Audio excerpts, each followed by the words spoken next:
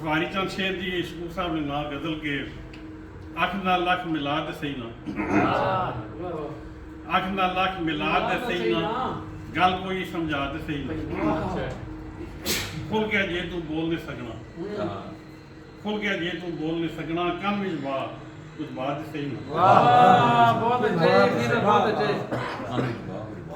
कम विच वाह कुछ बात सही ना सारा पिंड लवासी रोटी सारा पिंड लवासी रोटी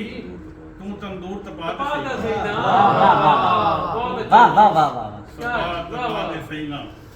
ऐसा ऐसा असली ऐसा ऐसा ऐसा असली ऐसा तू एक बार बुला दे सही ना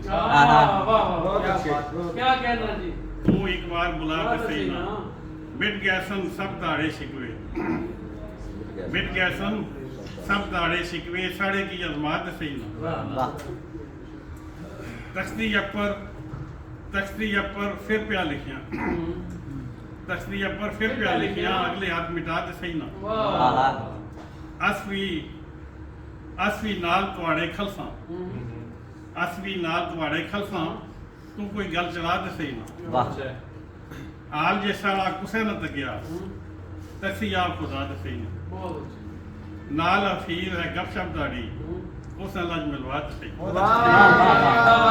क्या बात है।